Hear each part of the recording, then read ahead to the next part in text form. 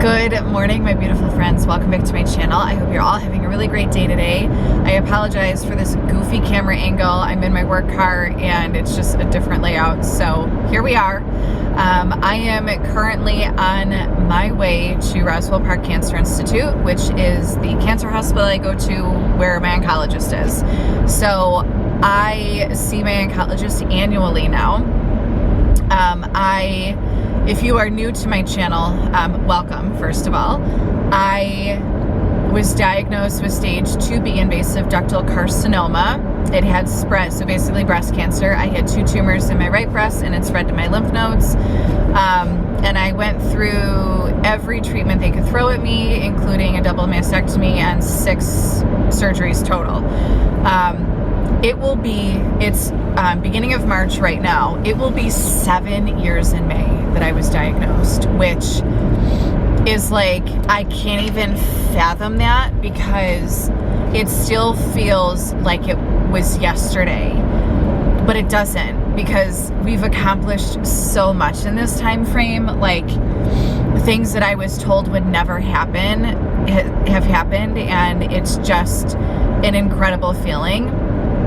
I will not get into details because I could literally talk for hours about all of my treatment and diagnosis and what we've gone through. So I will link videos throughout up top with my journey along, and but specifically what I'm talking about of things that shouldn't have happened is I was told that I would never be able to have kids, and because of my treatment, I was diagnosed when I was 29 years old, and they said, because you're a young patient, we recommend that you freeze your eggs before you start treatment if you want to have children. But I was almost to stage 3 already, and I'm like, I can't, no, like I would have to wait 2 months before I could start treatment if that's what I wanted to do. And I'm like, no, like I can't wait that long. That's crazy. So I didn't, and then I'll link the other videos up here because, again, I could just talk forever about it. But we were blessed with Xavier. We found out I was pregnant with him at like 5 weeks and 6 days, I think it was. And now I am currently 30 weeks with baby girl. So our second child will be here in May, like mid-May, which is also crazy because that's also when I was diagnosed. I want to say the date was May 19th was the day that I felt the lump or went to the doctor for the first time. So yeah, so May's like a really tricky month for me, but this year will kind of help turn that and make it into a really positive one. So yeah, so anyways, I apologize if I ramble in this video. I'm really going to try not to, because like no one wants to listen to that, but it's hard to collect my thoughts on days like today, even though it has been well over 6 years. When you're diagnosed, and if you feel the same or different, let me know down below in the comment section. But when you're diagnosed with something, either a chronic illness or something that can be in remission, like that doesn't leave you. I don't dwell on it. It's not something that I like to think about often, but it's a really big part of me. I mean, let's be honest. I had 6 surgeries. I had a double mastectomy. My breasts are a mess. You know, so I am reminded every single time I get changed or go take a shower, like I have my port scar, I have a PICC line scar, like I'm reminded by these scars every single day what I went through. So yes, it is always there and like in my face, but they're also like reminders of what a warrior I am, because let's face it, I'm still here. But it's something that, like, I try not to let it define me as a person, but also I think it's really important that people know what you've gone through as far as that goes. I've always been very open about my diagnosis because I want to help other people, and it's actually really disturbing how often I'm reached out to because someone I know knows someone who was recently diagnosed, and they're like, you know, could you just talk to them? And I always say yes. Like, I would never say no, because I had someone there for me like that, who's now my best friend. And so I will always be a resource for people, because I think it's really important. But it's like so scary how many people are diagnosed all the time. So anyways, I do get really nervous when I go to these appointments, and I don't know why, because I feel fine. I mean, let's be honest, I feel pregnant. I'm 30 weeks. I can't even zipper my jacket anymore, which is why I have this obnoxious scarf on that I keep pulling at because it's like too tight. My belly's so big. I'm uncomfortable and I feel pregnant, but I don't feel like I'm having an issue with it coming back or not. Sorry, I am parched. But I do, and it's like a funny thing. I'm interested to see what my blood pressure is when I go today. So typically when I go for my annuals, or really any visit with my oncologist, is they send me to phlebotomy first, and they do blood work to check whatever levels they check. And then, which I should be able to have the report today, which I always like looking at just because I'm nosy. But then when I see before I see the doctor, they take all my vitals. My blood pressure is always like religiously, consistently 120/70, like always. Now that I'm pregnant, it's actually like 100/60, which is low. Like, that's not normal for me, but my doctor's fine with it. They said that's normal for pregnancy. But whenever I go to Roswell, it's always elevated. And the nurses always say it's the Roswell blood pressure. Like, everyone's blood pressure goes up because they're just nervous about being there. So I'm curious to see what it is today. My nose is stuffy. I apologize. I'm not sick. I just wake up. I think it's just a pregnancy thing. I wake up and my nose is always stuffy in the morning. But yeah, I am hoping everything goes well. I'm sure that it will. I do have some questions for my doctor today. Obviously, I guess, I don't even know if I really explained this in my, in my pregnancy, like, announcement with Xavier, and like how we found out. But I was on tamoxifen for like 4 years. No, I take that back. I was on tamoxifen after I had Xavier. So I was on it for like 2 years. And then I had a pregnancy scare last April. And when I called both my gynecologist and my oncologist, they said, like, they weren't 100% that I wasn't pregnant. I was throwing negative pregnancy, or I was having negative pregnancy tests, but like the way that my body was feeling, they're like, we're not 100%, so stop taking your tamoxifen. So I did. And the PA told me, for my oncologist, she said, you've been on some sort of endocrine therapy, which I was on Zoladex and anastrozole for the first set of therapies, which I had someone reach out to me on Instagram, and she asked me to do a video of the differences in symptoms and how I felt, but like between Zoladex and tamoxifen. So if you're watching this, I did not forget about you. I promise I will do that video. I've just been a little hectic. So hopefully within the next week I can get that done. But she told me, because I've been on something consistently for 5 years, that I don't have to take it anymore. But that didn't like match with what my oncologist was saying. So after that, she ran like all these numbers with the type of cancer that I had, the tumors, like all the treatments that I had gone through, my surgeries. She said I had a 92% cure rate for breast cancer. So then I was like, well, if that's the case, why am I messing with my hormones? I don't like the tamoxifen. I handled much better than the Zoladex, but why am I messing with my hormones and changing my quality of life if I don't have to? So I was going to, and in all honesty, like this, you know, do not do as I do, okay? Please, for the love of all things. I decided, since it was like, it was April, I think. April? May? Yeah, I think it was April.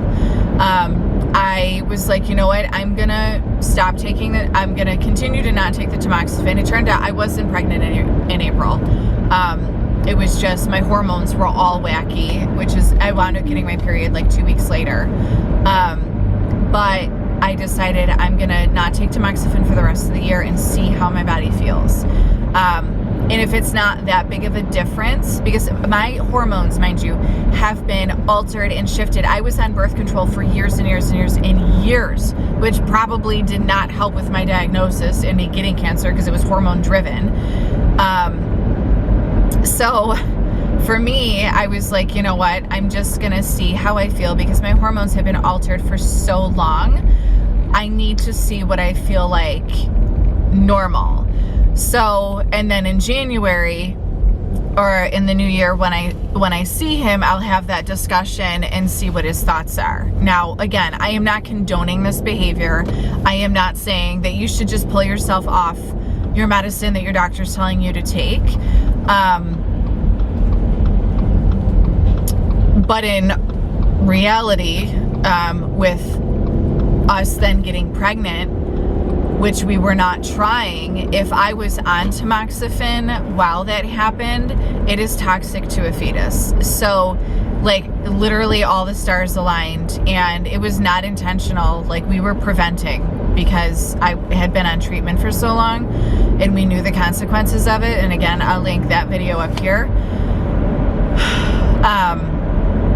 So I need to have a real conversation with him of what is it that you want me to do after baby girl arrives? Do you feel that, yes, I do need to be on treatment again for 5 years, 10 years, like what, you know, and at the end of the day, like I'll do it.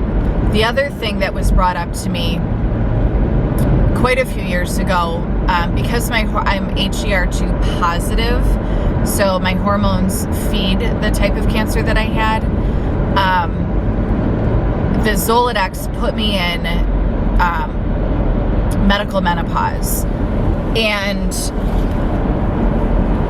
one of the things that came up was to have a hysterectomy. But because I was so young, they said they will not do that until I'm 35. Well, I am now 36. 36? How old am I? Am I 36 or 35? I'm 36. That's disturbing. At like this point, it just doesn't matter anymore. I don't even want to keep track. But I don't want to have a hysterectomy, like at all. But if that's something that he feels that would help my cause in remission, then it's a discussion to have, I guess, because we definitely, like, 2 miracle babies we're good with. We are definitely like all set on the baby bandwagon. So I need to ask some questions and see what his thoughts are. And I know if he does start me back up on treatment, he will, like with Xavier, he's like, we're going to get you through the 4th trimester. And then because your hormones are so crazy that we will wait for those like 3 to 4 months and then start you up again. So yeah, that's where we're at.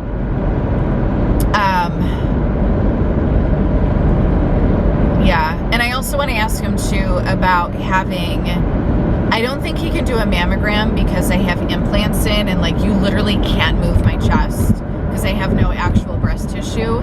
But I have not had an MRI a breast MRI in, oh my God, since I was originally diagnosed. I don't even think I had one after my implants were put in. So I want to ask him what his thoughts are on that, if that's something that should be happening regularly or not. I would think that it would, but the last time I asked him, he didn't really seem like that is something they do. So I'll bring it up again. But yeah, I have like another 10 minutes before I'm at the hospital, and we'll see. I'm sure everything is fine. You know, it's just nerves. I think it's normal to get a little worked up before an appointment like this. So once I get out, I will give you guys an update. Just left. I was actually in and out in like an hour and 15 minutes, which never ever happens. I did not see my oncologist. I saw the PA. And I brought up the things that I mentioned earlier as far as being on tamoxifen again after treatment, or after I have baby girl. And she said that she would take all of my tumor markers, like the sizes that they were, all the treatments that I've gone through, and update or upload it into that system that gives them like that rating scale, and see, you know, with my oncologist what they think the best course of action will be. She thinks because I really only have been on the Zoladex and tamoxifen for about 4 years total, which doesn't seem right. But she had the notes there. She said that he might want me to be on tamoxifen for a consistent 5 years. So she's going to check with him on Fridays. He's usually my oncologist is in the urology clinic. So, which is why I did not see him today. So what she's going to do is have me go back in 6 months. This way the baby will be born. It'll be a couple months after she's here, so my hormones will somewhat have leveled out a little bit. And then I'll actually meet with my oncologist and, you know, have a chat with him to see what his thoughts are. At the end of the day, I have to do whatever I can in order to help my cause, right? So if he says that I really should be on it for another 5 years, then that's just what I'm gonna do. I did ask her about the imaging, and she said they follow some association standards. I don't remember what it was. But basically, because I had a double mastectomy, I have no tissue.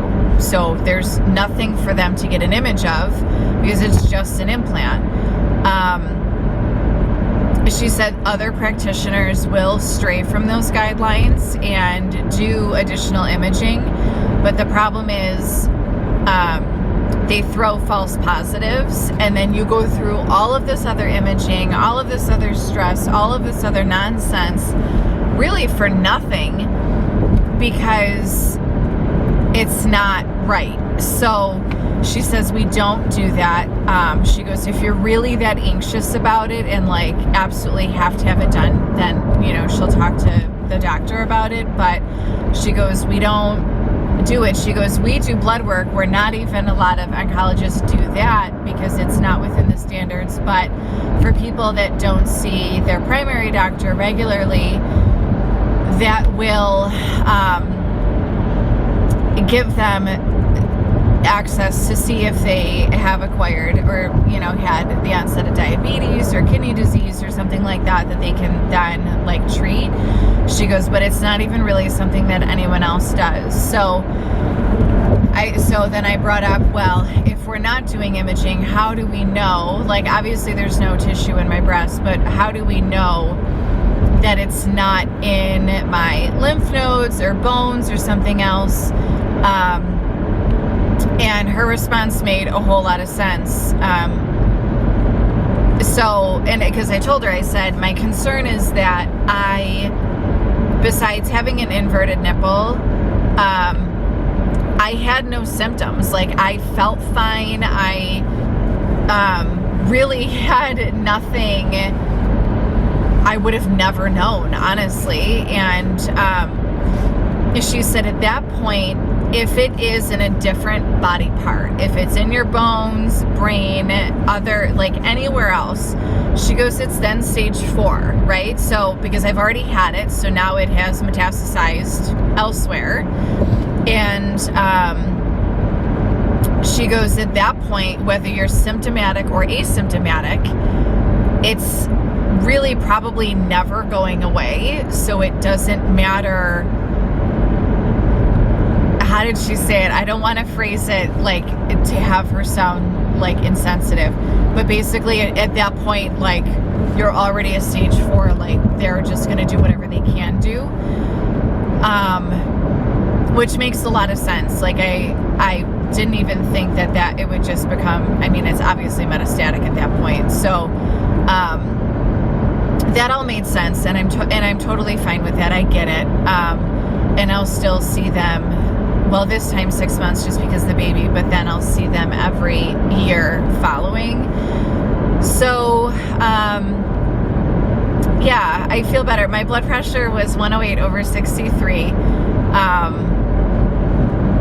which was about, you know, in between where I'm at pregnancy and like normally. So, yeah, I don't know. I mean, I feel much more relaxed and fine that everything came, you know, they're not concerned. She did an exam. I have a ton of scar tissue on my right side, so she really spent like a good couple minutes like just feeling around, making sure it wasn't something else, which I had a latissimus flap surgery, so my lat muscle is under my armpit, like flapped over, so it just feels funny to begin with. So she did really take her time doing the exam, and she said everything looks fine, everything seems fine, and if anything comes up where I do have any questions or concerns, to call them, but other than that, that's it. And the girls, all the nurses like behind the desk, made me feel so good when I walked in. She's like, oh, when are you due? And I'm like, May 14th. And she goes, oh my God. And she was like so sweet about it. I'm like, yeah, I'm so, second pregnancy, I said, I'm so much bigger this time. And she looked at me like I was crazy. She's like, no, I think you look wonderful. She goes, I thought you looked tiny. And then like all three girls behind like the nurse's station, they're like, no, you're so tiny. And I'm like, oh my God, I feel huge. So that gave me a nice little boost there for the day. But yeah, so yeah, that's just an update. So I will, hopefully I'll hear from her maybe later today or this weekend. I would like to, you know, get this video up just to have it up.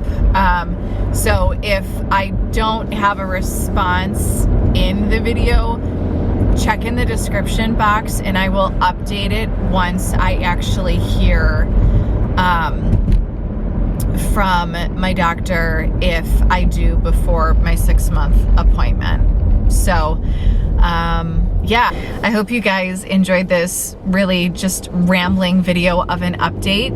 I do think that it's important to update you guys on this stuff, even though it is not like a main focus of my life anymore. I do get a lot of people commenting, asking how I'm doing, which I always very much appreciate. So if there's any other videos, and I promise I will get to that video between the, what's it called? The symptoms that I had being, or side effects rather, on Zoladex and tamoxifen. But if there's anything else you guys want me to do a video on in relation to my cancer diagnosis, let me know, because there's a lot of things that people go through that I may not have thought of. So let me know, and I will see you guys in the next one. Bye.